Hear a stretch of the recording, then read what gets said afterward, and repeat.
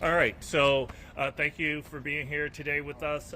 We wanted to provide some updates regarding our 4 schools and to also just share information about our clinic that we're going to be hosting here at Bradley Tech on Saturday from 9 to 1 for those families at Kagel, Trowbridge, Maryland Avenue, and Golda Meir. Thank you. We really just want to say thank you to our families over at Trowbridge. They will be returning to their school tomorrow, Friday. We're really excited about that. Our team has been doing an excellent job of really learning from our partnership with the Milwaukee Health Department to really understand what this situation is and how we can remediate this and really get going on our other schools. We know that our priority schools are our K-8 schools in the district, where we have those kindergartens through 2nd grade and those most fragile special education students. So we're going to be really working and focusing on those schools as we continue to engage in this work. We know that there is more work to do, but we've learned and we are prepared to transition if need be.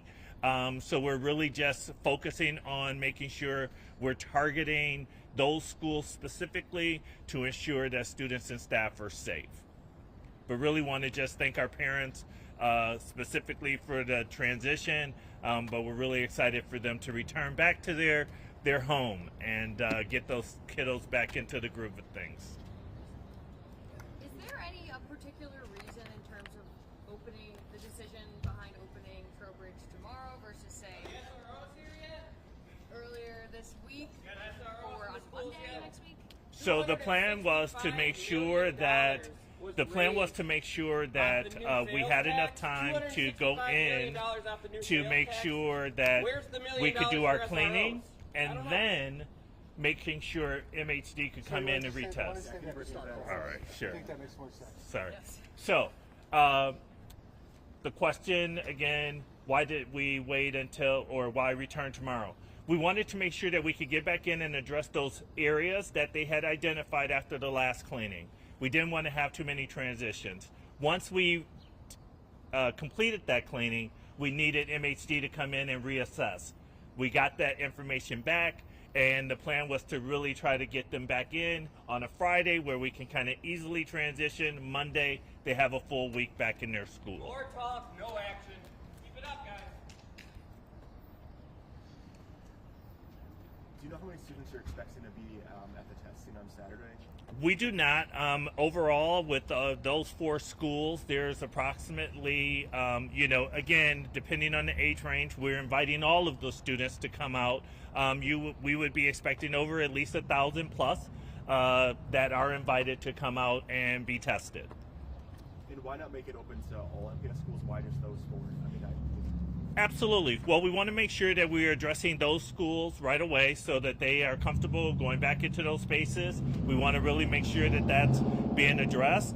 But please note that we are serious about this situation. We have a plan in place to go into, as I stated earlier, those priority schools to really start that work now and continuing through spring break. It gives us a great opportunity to do that work during the day instead of after school when students are not in class. How many MHD professionals will be there? Nurses?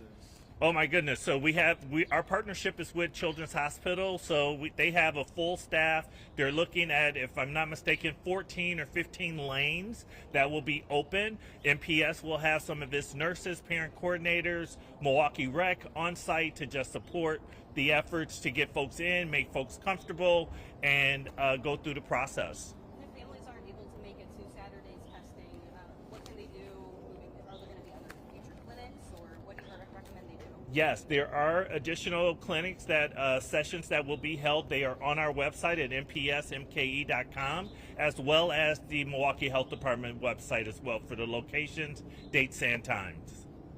How's the process going for, I know 10 other schools that you're starting investigations on, the health department is. The timeline on that, are you guys anticipating other schools to shut down in the future? Or? At this point, I would say we know that this is an issue that we need to address. I'm assuming as MHD and MPS enter these buildings, conduct these visual walkthroughs, that we will have situations where we may need to pivot. And I'm happy to say that we have a plan in place to do that seamlessly, to ensure that staff and students can move into a space and continue with the teaching and learning. Do we have an expectation on when that list will be released? I do not.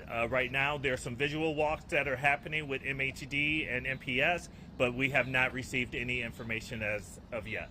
What are you finding in these other school buildings you're looking at so far? Well, as I stated, they're conducting those walks right now. I haven't seen that information, but let me be clear. We know that this is an issue in our district. Our buildings are old, and we know that there's required maintenance that is needed, and we are addressing that one building at a time. But we are addressing it, and we take this seriously. How is MPS reassuring parents and students of the clinics on Saturday? Yes, so we've communicated, we've asked principals to send information out, as well as district communications as well, really making sure that folks are informed about the clinics, and we'll continue to do so. So on Saturday you're going to have the finger prick for students, right? And then can you tell me what's going to happen if there is a fingerprint that comes back with high levels? You know, yeah. So that would be on the medical side of things, and so I don't want to provide any miscommunication there or information, but they have their plan in place to ensure that families have the information they need for next steps, and all of that information will be provided on Saturday. I have two questions. I don't want to anybody else's questions. Do you have a number? Because I know it was several or 3 students that had tested positive for lead poisoning. Has that number changed, or is it still just those few students? So again, that's that medical question. I don't want to provide any misinformation. I believe at our last press conference we held down at MHD, that was a question around have any new cases been reported. I believe at that time that comment was there had been no new cases reported. So that's about all I can give you on that. Okay. And then I don't know if you can speak to this, but the SRO deadline is this Saturday. Would that be a SRO question? deadline? The deadline for SROs to be back in school is March 15th. Well, there's a court hearing on Monday. Yes, on Monday. What I know is SROs and some of our security staff are in training, and we're excited to see this moving forward. Thank you.